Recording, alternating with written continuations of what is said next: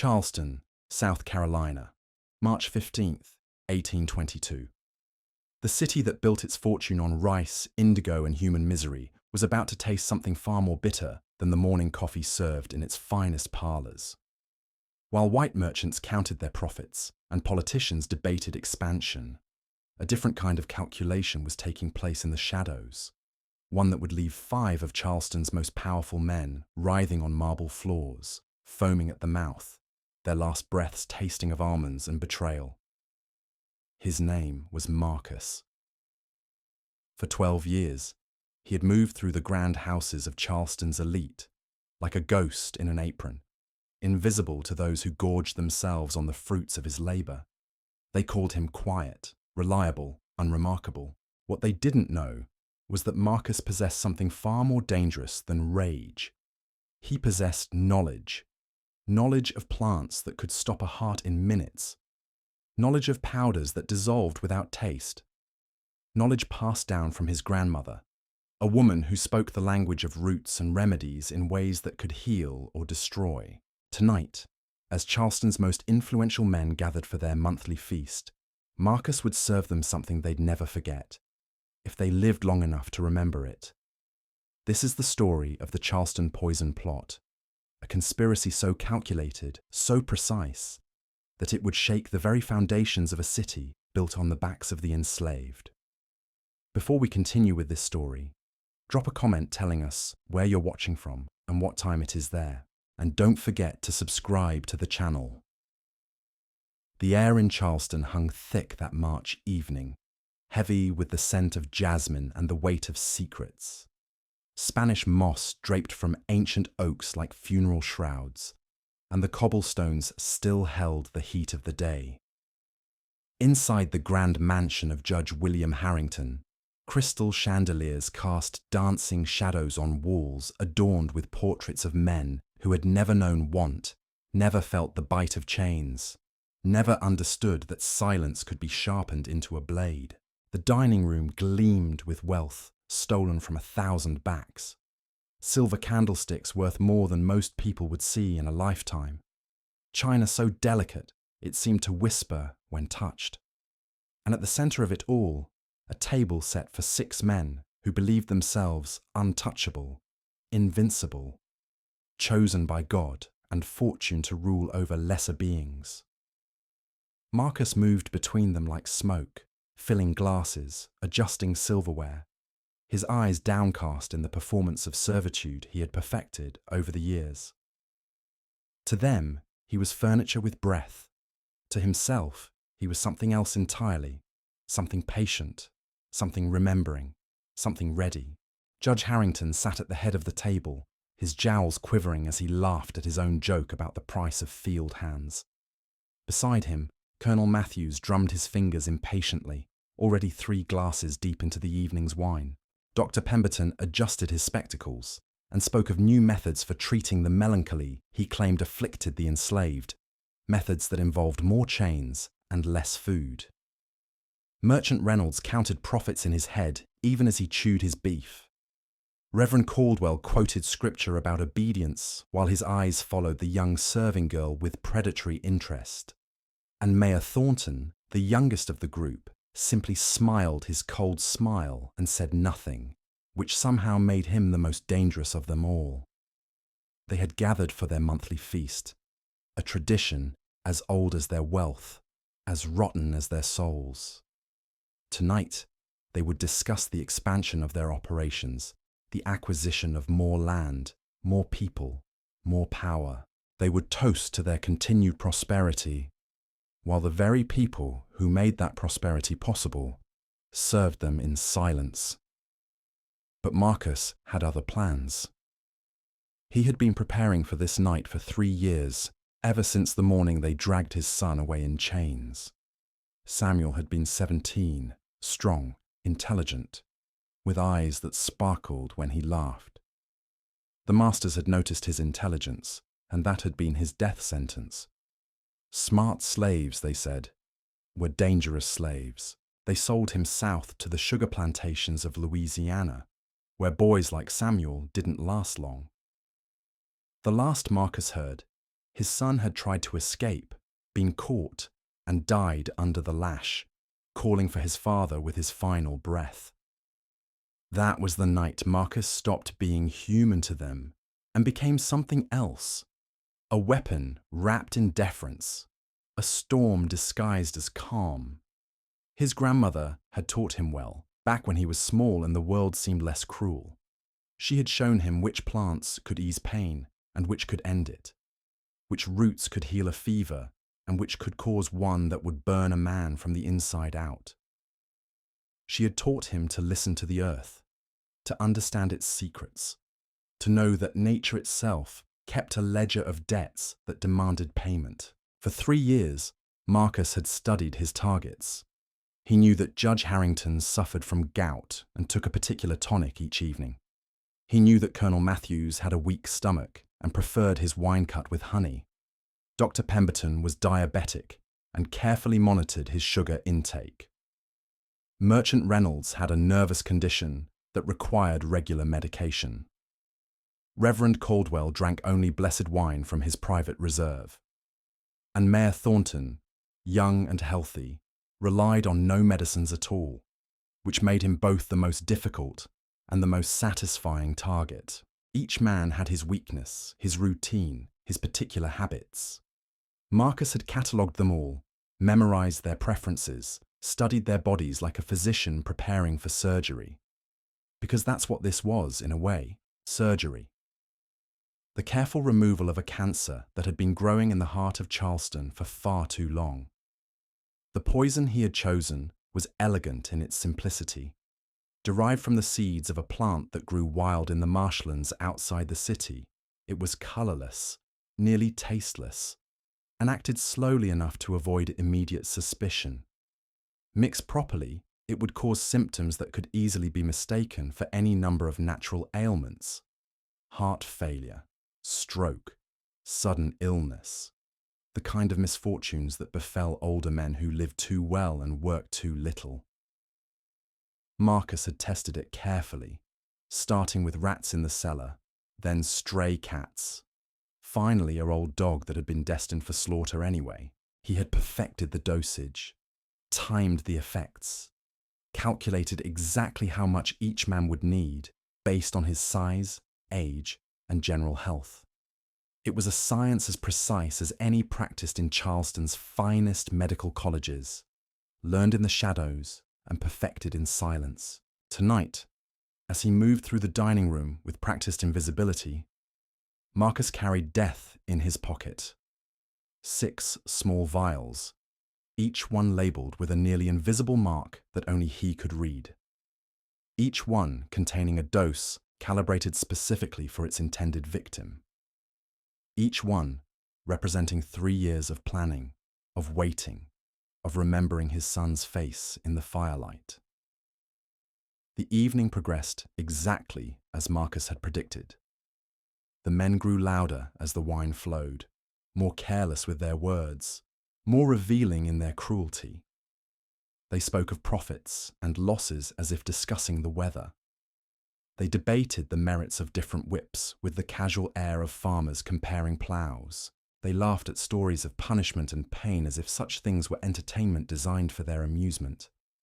Marcus served each course with meticulous care, his face a mask of perfect civility. When Judge Harrington complained that his wine was too warm, Marcus bowed apologetically and brought a fresh bottle, the judge's favourite vintage, enhanced with a single drop from the first vial. When Colonel Matthews requested honey for his wine, Marcus provided it with a smile, the golden sweetness now carrying a bitter companion. Dr. Pemberton's sugar cubes were no longer purely sugar. Merchant Reynolds' medicine was delivered right on schedule, but with an additional ingredient that would make this his final dose. Reverend Caldwell's blessed wine received a different kind of blessing entirely, and Mayor Thornton's water glass, refilled throughout the evening, slowly accumulated its deadly cargo drop by invisible drop. None of them noticed. Why would they? Marcus was just the help, just another piece of property moving through their world without agency or will. They saw him the same way they saw the furniture, the wallpaper, The paintings on the walls, present but irrelevant, functional but forgettable. That blindness would be their downfall. As the clock struck 9, Marcus retreated to the kitchen to prepare the final course. His hands were steady as he arranged the dessert plates, his breathing calm as he added the final touches to each portion. Everything was proceeding exactly according to plan. The poison would begin to take effect within the hour, starting slowly, building gradually, creating symptoms that would seem unrelated at first, but would quickly cascade into something undeniable. By midnight, Charleston would have 5 fewer monsters walking its streets. By morning, the enslaved community would whisper of justice served cold on fine china. And Marcus, if he was lucky, might live long enough to see his son avenged. But as he lifted the tray of desserts, preparing to deliver the final course to men who had no idea they were already dying, Marcus heard something that made his blood freeze in his veins. Footsteps in the hallway. Not the measured pace of a servant, but the urgent stride of someone with purpose. Someone who shouldn't be there. The kitchen door burst open, and Marcus found himself face to face with the one person he hadn't accounted for in all his careful planning. The one variable that could destroy everything he had worked for, everything he had sacrificed, everything his son had died for. Sheriff Morrison stood in the doorway, his hand resting on the butt of his pistol, his eyes cold and knowing. Behind him, 3 deputies, all armed, all ready, and behind them, something that made Marcus's heart sink into his shoes. One of his own, another enslaved person from the household, trembling, tears streaming down her face. She should have been somewhere but alive when else entirely. Sheriff Morrison's voice cut through the kitchen like a blade through silk. "Step away from that tray, boy." His words carried the weight of absolute authority, the kind that had been crushing spirits in Charleston for generations. Behind him, the deputies shifted nervously, hands hovering near their weapons, eyes darting between Marcus and the silver tray that suddenly seemed to glow with malevolent purpose. Marcus stood frozen, every muscle in his body screaming at him to run, to fight, to do anything but surrender. But he knew better. He had always known this moment might come, had planned for it even. What he hadn't planned for was the face staring back at him from behind the sheriff's shoulder. Celia. She had been like a sister to him, had worked alongside him in this very kitchen for 8 years, had mourned with him when Samuel was taken, had held him while he wept in the darkness behind the smokehouse, had promised with tears in her own eyes that she would never betray him. Yet here she stood, her face a mask of terror and guilt, her presence the final nail in a coffin that had been 3 years in the making. "Did you really think we wouldn't find out?" Morrison's laugh was like gravel grinding against bone. "Did you think your little plot could stay hidden forever?" He stepped closer, his boots echoing against the kitchen stones. "We've been watching you for weeks, Marcus. Every move, every preparation, every drop of poison you've been brewing in that devil's garden of yours." The words hit Marcus like physical blows. Weeks. They had known for weeks, which meant his son's death had been for nothing. His careful planning, his patient waiting, his precise calculations, all of it meaningless. All of it undone by fear, by weakness, by the simple human need to survive that had driven someone he trusted to trade his life for her own. But even as despair threatened to overwhelm him, Marcus noticed something the sheriff had missed in his moment of triumph. The clock on the kitchen wall read 9:45. The poison had been working for nearly an hour now, and from the dining room he could hear the first signs that his plan, discovered or not, was already bearing its bitter fruit. A chair scraped against hardwood. Someone coughed, harsh and wet. A glass shattered against marble. Then, cutting through the evening air like a prayer answered, came the sound Marcus had been waiting 3 years to hear. A scream. Sheriff Morrison's head snapped toward the dining room, his confident expression flickering for just a moment. Behind him, The deputies exchanged nervous glances. Even Celia, despite her betrayal, despite her terror, couldn't suppress the small smile that tugged at the corner of her mouth. "What was that?" Morrison barked, but before anyone could answer, the screaming multiplied. Not one voice now, but several. Panic. Terror. The sound of powerful men discovering that power meant nothing when death came calling.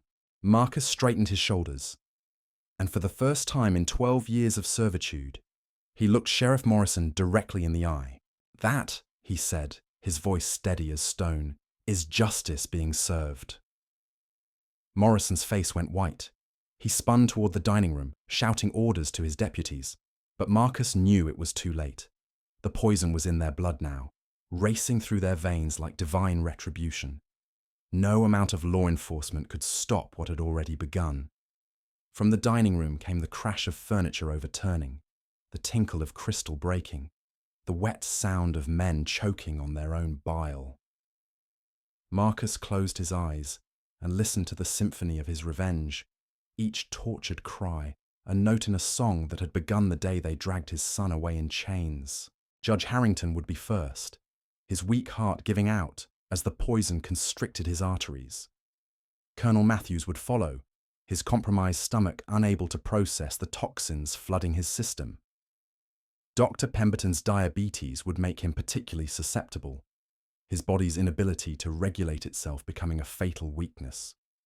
Merchant Reynolds's nervous condition would become a death sentence as his system went into shock. Reverend Caldwell would die with scripture on his lips and poison in his blood, his blessed wine proving insufficient salvation.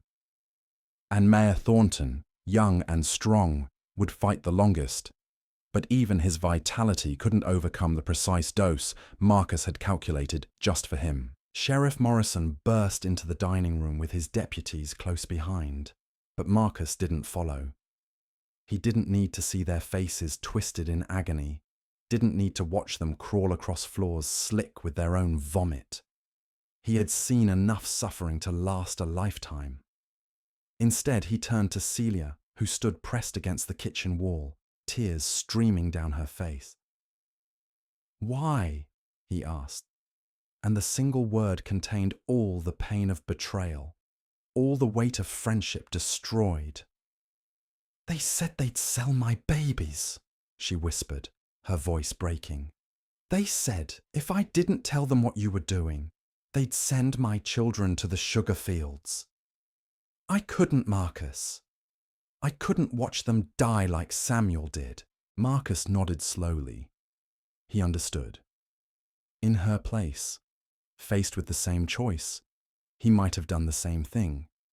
That understanding didn't ease the pain of betrayal, but it made it bearable, made it human. "I know," he said softly. "I know." From the dining room came the sound of Morrison shouting orders, demanding doctors, calling for help that wouldn't come in time. The poison Marcus had chosen was too thorough, too carefully calibrated. By the time any physician arrived, there would be nothing left to save, but corpses. The kitchen door swung open again, and this time it was Morrison himself, his face flushed with rage and something else. Fear, perhaps. The realization that his world was crumbling around him, that the natural order he had sworn to protect was proving as fragile as morning mist. "You did this," he snarled, advancing on Marcus with his pistol drawn. "You poisoned them all." Marcus didn't deny it, didn't run, didn't beg for mercy he knew wouldn't come. Instead, he stood straight and tall, meeting the sheriff's gaze with the dignity that had been beaten out of him years ago, but had somehow found its way back in this moment of triumph. "I did," he said simply, "and I'd do it again." Morrison's finger tightened on the trigger, but before he could fire, one of his deputies burst through the door. "Sheriff," the man gasped. "They're all dead, sir. Every last one of them. And there's more." "More?" Morrison's voice cracked like thin ice. "Word's spreading, sir. Through the quarters, through the streets. They're saying it's a sign. They're saying the Lord himself struck down the wicked. Some of the slaves are refusing to work. Some of the free blacks are gathering in the squares. There's talk of uprising, sir, talk of revolution. Morrison's face went ashen. Marcus could see the calculation in the sheriff's eyes, the terrible arithmetic of maintaining order in a city built on oppression. 5 dead masters were a tragedy. A slave rebellion was an apocalypse. "Lock him up," Morrison ordered, gesturing toward Marcus with his pistol. "We'll try him quick and hang him quicker. Maybe that'll calm things down." But even as the deputies moved to shackle him, Marcus knew it was too late for that. The poison he had administered wasn't just in the wine and the food. It was in the air now, spreading through Charleston like smoke from a fire that couldn't be extinguished. The idea that the enslaved could strike back, could plan, could execute justice with their own hands, that idea would spread faster than any sheriff could contain it. As the iron shackles closed around his wrists, Marcus thought of Samuel. His son would be avenged now, not just by the death of 5 men, but by something larger. Something that would outlive them all. The knowledge that even the most powerful could fall, that even the most careful oppressor could be brought low by those he thought he controlled completely. The deputies dragged him toward the door, but Marcus turned back one last time to look at Celia. "Tell them," he said, his voice carrying clearly despite the chaos. "Tell them all. Tell them that Marcus remembered. Tell them that Samuel's father kept his promise." She nodded through her tears, understanding flooding her face. This wasn't just about revenge anymore. This was about memory, about ensuring that the story lived on, that the example spread, that other men and women in chains would know that resistance was possible.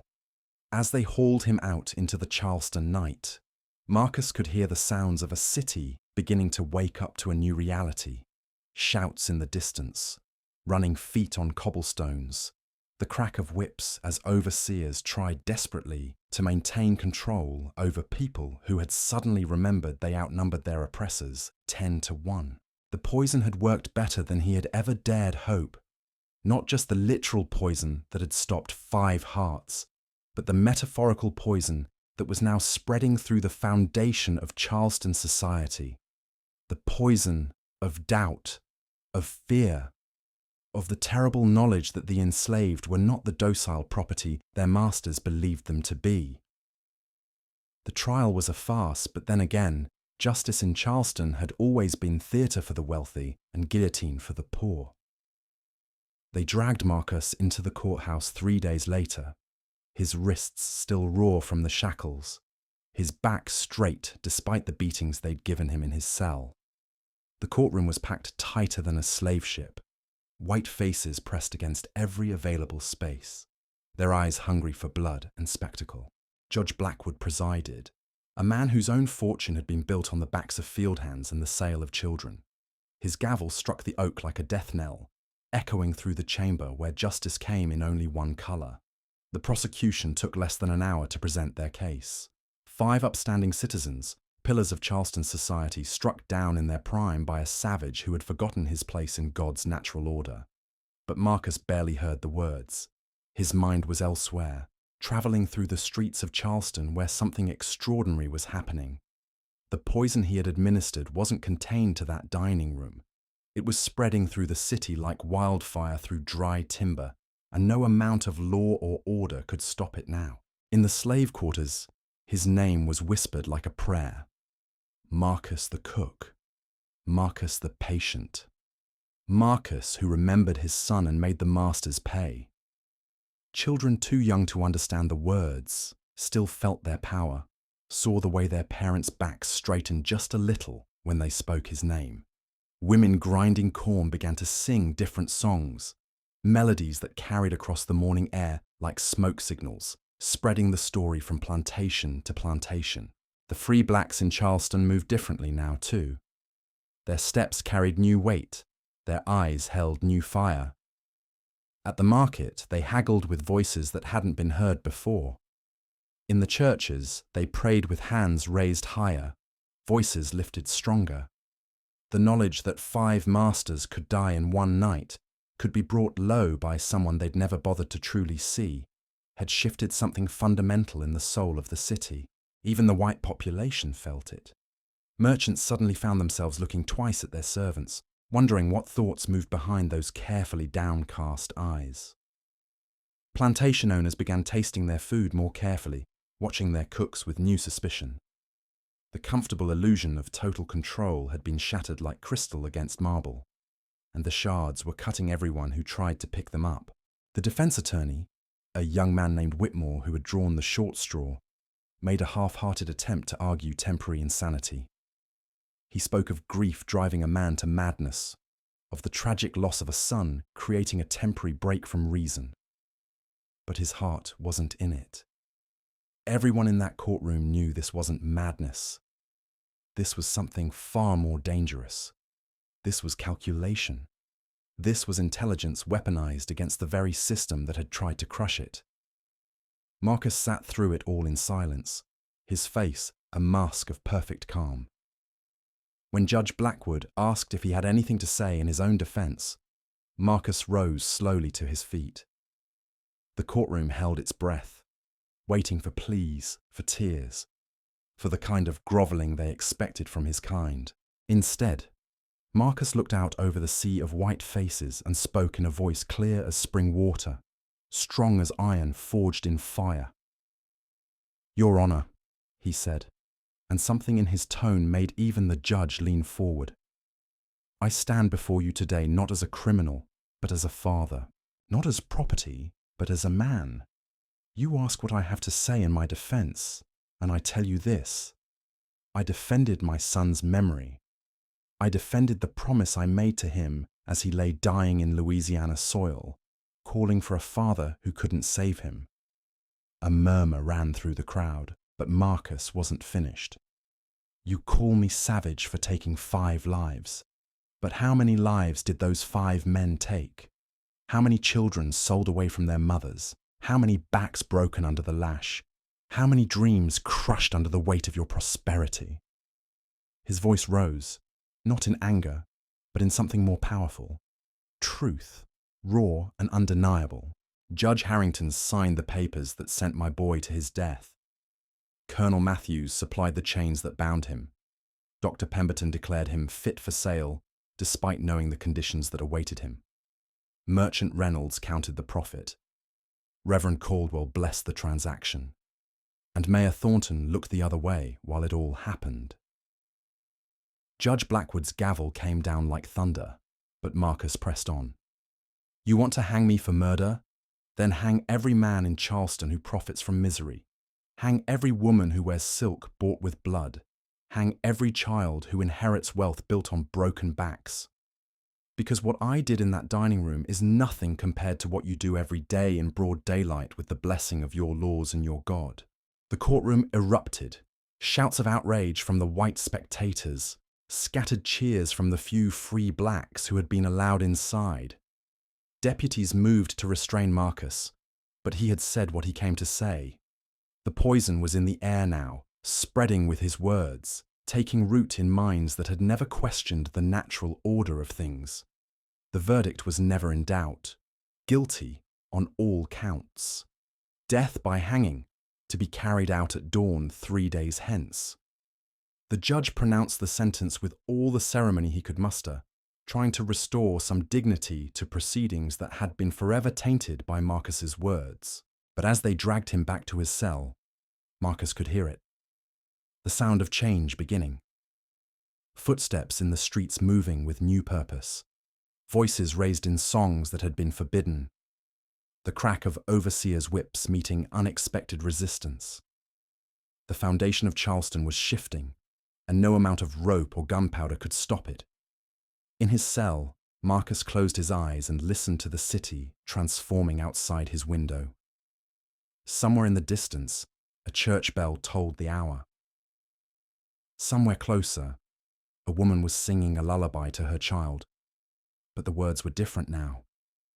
They spoke of men who remembered, of fathers who kept promises, of justice that came in forms the masters never expected. The guard brought him his final meal as the sun set on his last day of life. Salt pork and cornbread, the same slop they'd been feeding him since his arrest. Marcus ate slowly, savoring each bite not because it tasted good, but because it was the last food he would ever consume. Tomorrow at dawn, they would lead him to the gallows. Tomorrow night, his body would rest in unmarked ground beside other men who had dared to resist. But the story wouldn't end with his death. Stories like this never did. They lived on in whispers and songs, in the way mothers held their children a little tighter, in the way fathers looked at their sons with new determination. They lived on in the hands that ground corn and stirred pots, in the eyes that watched and waited and remembered. As midnight approached, Marcus heard footsteps in the corridor outside his cell. Not the heavy boots of guards, but something lighter, more careful. A key turned in the lock, and the door swung open to reveal a figure he hadn't expected to see again. Celia stood in the doorway, dressed in the rough clothes of a field hand, her face streaked with tears and determination. Behind her, 3 other figures, all enslaved people from different households around Charleston, all of them carrying the tools of their trades. Kitchen knives, blacksmith hammers, field hoes sharpened to razor edges. "We're not letting them hang you," she whispered, her voice fierce despite the tears. "Not after what you've done, not after what you've started." Marcus shook his head slowly. "It's too late for that," he said gently, "and it's too dangerous. They'll kill you all." "They're already killing us," replied one of the men, a massive blacksmith named Josiah, whose arms bore the scars of countless beatings. "Every day, little by little, they're killing us. But you showed us we don't have to die quiet." "You showed us we can fight back," added Sarah, a house servant whose own daughter had been sold south the year before. "You showed us that even the strongest chains can be broken if you're patient enough, smart enough, brave enough." Marcus looked at their faces, saw his own story reflected in their eyes. The pain of loss, the fire of resistance, the terrible beauty of people who had decided that death with dignity was preferable to life without it. These were his children now, his legacy, his poison spreading through the bloodstream of Charleston society. "Then don't save me," he said finally. "Save yourselves. Take that fire and spread it. Tell my story, but don't die for it. Live for it. Fight for it. Build something with it that they can never tear down." The sound of approaching boots echoed from the corridor. The real guards were coming, drawn perhaps by voices or simply making their rounds. Celia pressed something into Marcus's hand, a small cloth bundle that smelled of herbs and memory. "From your grandmother's garden," she whispered. "The last of it. We thought you might want to taste home one more time." They were gone before Marcus could respond, melting back into the shadows like smoke dissipating in wind. But their presence lingered, along with the knowledge that his death would not be the end of anything. It would be the beginning. Marcus unwrapped the bundle carefully, revealing a small collection of dried leaves and roots. The same plants his grandmother had taught him to recognize so many years ago, when the world had seemed less cruel and resistance had been just a distant dream. He brought them to his lips and tasted childhood, tasted freedom, tasted the bitter sweetness of a promise kept.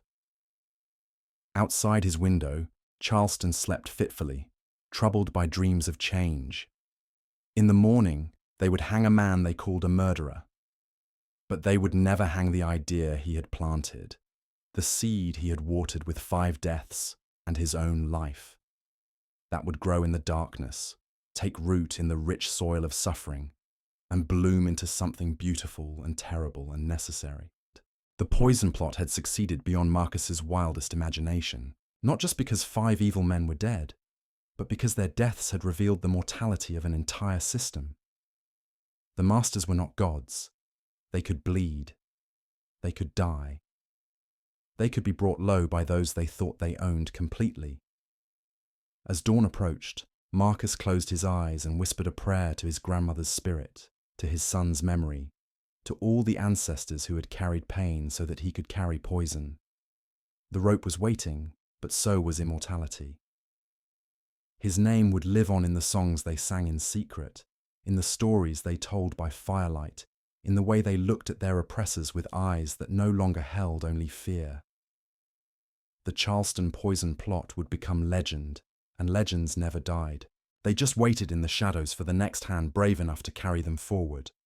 The rope was already prepared when they came for him at dawn. It hung from the gallows like a question mark against the pale sky, swaying gently in the morning breeze that carried the scent of jasmine and fear through Charleston's awakening streets.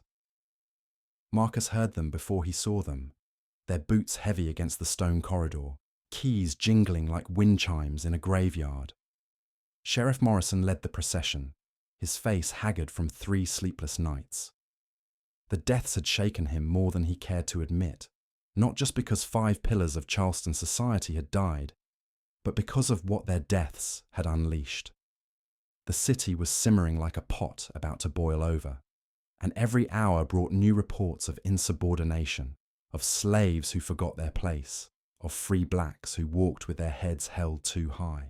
Behind Morrison came the preacher, a thin man with hollow eyes who clutched his Bible like a shield against the evil he believed he was about to witness. Then the guards, nervous and jumpy, their hands never straying far from their weapons.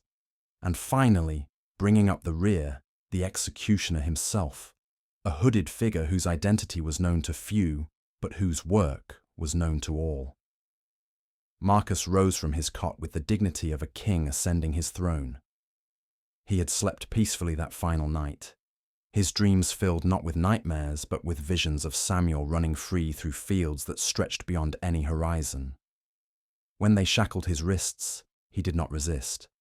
When they bound his ankles, he did not protest. He had already won the only victory that mattered. The procession moved through corridors that seemed to echo with whispers. Word had spread despite the authorities' best efforts to keep the execution quiet. In kitchens across Charleston, cooks prepared breakfast with hands that moved differently, stirring pots with the same spoons that could have been weapons. In fields beyond the city, workers bent to their tasks while humming songs that carried new meanings. In the slave quarters, children asked their mothers what the word justice meant, and for the first time, those mothers had an answer. The courtyard was packed despite the early hour. White faces pressed against windows, eager for the spectacle of watching an uppity slave meet his end. But scattered among them were other faces, darker ones that held different expressions. Not celebration, but something more complex. Grief, yes, but also pride. Fear, but also hope. They had come not to watch a man die, but to witness the birth of something that could never be killed. Marcus walked to the gallows with steady steps, his back straight, his eyes forward. The crowd fell silent as he climbed the wooden steps, each footfall echoing like a drumbeat. At the top, he turned to face the assembled masses, and for a moment that stretched like eternity, no one moved, no one spoke, no one breathed. Sheriff Morrison cleared his throat and unfolded a piece of paper with trembling hands. Marcus, slave property of the Harrington estate, you have been found guilty of the willful murder of 5 citizens of Charleston. Have you any last words before sentence is carried out? Marcus looked out over the sea of faces, and when he spoke, his voice carried clearly to every corner of the courtyard. I have lived 53 years in chains, he said, his words measured and deliberate. 53 years serving men who believed they owned my body, my labor, my very breath. They were wrong about that last part. My breath was always my own, and with it, I choose to speak truth. The crowd stirred, but Marcus continued. I am guilty of what you charge me with. I killed 5 men, and I am not sorry. But before you celebrate my death, ask yourself this. How many men did those 5 kill? How many lives did they destroy? How many children did they steal from their parents? How many dreams did they crush under their boots? Enough! Morrison shouted, but his voice cracked like thin ice. Get on with it! Marcus smiled, And in that smile was something that made even the boldest spectators step back. "You can hang my body, Sheriff Morrison, but you cannot hang what I have planted. In every kitchen where my story is told, in every field where my name is whispered, in every heart that remembers what I did, the seed will grow. And someday, when you least expect it, when you think you are safest in your beds, that seed will bloom into something you cannot control." The executioner moved forward with his hood, but Marcus shook his head. "I will meet my maker with my face uncovered," he said. "I am not ashamed of what I have done." The noose settled around his neck like a cold embrace. Below him, the crowd held its breath. In the distance, a church bell began to toll, marking the hour of execution. But underneath that sound, almost inaudible, yet somehow unmistakable, came another sound. Singing, faint at first, then growing stronger. Voices raised in harmony, carrying a melody that spoke of rivers crossed and burdens lifted, of chains broken and spirits freed. The executioner's hand hovered over the lever that would open the trap door. Morrison raised his arm, ready to give the signal. And in that moment of suspension, between life and death, between the old world and the new, Marcus spoke his final words. "Samuel," he whispered, his son's name carried on the morning wind. "I kept my promise." The trapdoor opened, the rope pulled taut, and Marcus, son of Africa, father of revolution, keeper of promises, crossed over into legend. But his death was not an ending. It was a transformation. Within hours, the story had spread beyond Charleston's borders, carried by travelling merchants and runaway slaves, by ship captains and field hands, by anyone who had heard the tale of the cook who served justice with poison and died with dignity intact. The details grew in the telling, as all great stories do, but the essential truth remained unchanged. One man had struck back. One man had proven that even the mightiest could fall. In Virginia, a stable hand named Thomas heard the story and began gathering mushrooms in the woods, studying their properties with new interest. In Georgia, a seamstress named Mary started adding different herbs to the tea she served her mistress. Nothing harmful yet, just testing, learning, preparing. In Alabama, a blacksmith named Samuel, named for Marcus's son, began forging tools that could be weapons, hiding them in places where other hands might find them when the time was right. The poison had spread far beyond Charleston now, carried not in vials, but in words, in songs, in the way people looked at their oppressors with eyes that held new calculations. Kitchen knives were held differently. Garden tools were studied with fresh interest. The knowledge that resistance was possible, that the powerful were vulnerable, that justice could be served by patient hands, that knowledge spread like wildfire through dry grass. In Charleston, Marcus had unleashed. They increased patrols, impose itself. The authorities tried desperately to contain what curfews, restricted gatherings. They searched slave quarters for weapons and found only the tools of daily life. But those tools now carried different meanings. A wooden spoon could be a weapon. A garden rake could be an instrument of rebellion. A cooking pot could be a cauldron of revolution. The masters grew paranoid, suspicious of every servant who moved too quietly, every cook who seasoned too carefully, every field hand who sang too softly. They began testing their food, hiring tasters, changing their routines. Some left Charleston altogether, fleeing to cities where the name Marcus was not yet whispered in the shadows. But they could not escape what he had created. The idea had taken root, and ideas were harder to kill than men. In drawing rooms where the wealthy gathered, conversations turned inevitably to security, to the unreliability of servants, to the growing insolence of the enslaved. They spoke in hushed tones of the Charleston poison plot, as if saying the words too loudly might summon similar plots to their own tables. Years passed. The immediate panic faded, replaced by a more subtle but perhaps more dangerous transformation. The enslaved community had learned something valuable from Marcus's example: patience, planning, the understanding that resistance need not be loud to be effective. They watched, they waited, they remembered, and they prepared. In kitchens across the South, cooks began to study their craft with new dedication, learning not just what flavors pleased their masters, but what combinations might displease them permanently. In gardens, workers cultivated not just the crops they were ordered to grow, but other plants as well, hidden among the legitimate vegetation.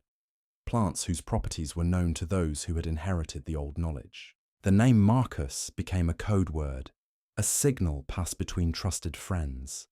To say someone had Marcus's patience meant they were planning something that would take time to come to fruition. To speak of Charleston seasoning was to hint at knowledge of things that could harm as well as heal. Children learned these codes along with their other lessons, absorbing the understanding that resistance was not just possible, but necessary. The Charleston poison plot had become more than history. It had become instruction manual, inspiration, and warning all rolled into one. It proved that the system of slavery, for all its apparent strength, contained within it the seeds of its own destruction. The very people it sought to control possessed knowledge, intelligence, and patience that could be turned against it. Marcus had died on a Charleston gallows, but his legacy lived on in every kitchen where his story was told, in every garden where dangerous plants grew among the harmless ones, in every heart that remembered what one patient man had accomplished with nothing but knowledge and determination. He had planted a seed that would grow in darkness, spread through whispers, and bloom into revolution when the time was right. The poison plot had ended with 5 deaths and 1 execution, but it had begun something far larger, something that would outlive all the masters who thought themselves untouchable, all the sheriffs who thought themselves in control, all the judges who thought their verdicts were final. Marcus had served his last meal, but others would continue cooking. Others would continue watching. Others would continue waiting for their moment to serve justice with their own hands, seasoned with patience and garnished with memory. The Charleston poison plot was finished, but the feast of freedom had only just begun. They tried to bury Marcus beneath 6 feet of Carolina clay and a century of silence. But you cannot bury truth. You cannot hang justice. You cannot chain a memory that refuses to die. His name became whisper, became legend, became the taste of fear in every master's mouth when they sat down to dine. The Charleston poison plot was never just about 5 dead men sprawled across marble floors. It was about proving that power built on human suffering carries within it the seeds of its own destruction, that the hands forced to serve can also choose to strike back. That patience, knowledge, and determination can be more deadly than any weapon forged in fire. Marcus died with rope around his neck, but his spirit lived on in every kitchen where dangerous herbs grew among the healing ones, in every field where workers hummed songs with hidden meanings, in every heart that remembered what one man accomplished with nothing but memory and the refusal to forget his son's face. They called him murderer, savage, devil. History would call him something else entirely, a father who kept his promise, a man who proved that even in chains, the human spirit could not be owned, could not be broken, could not be silenced forever. He served his final meal on a Charleston gallows, but the feast of justice he prepared would nourish resistance for generations to come.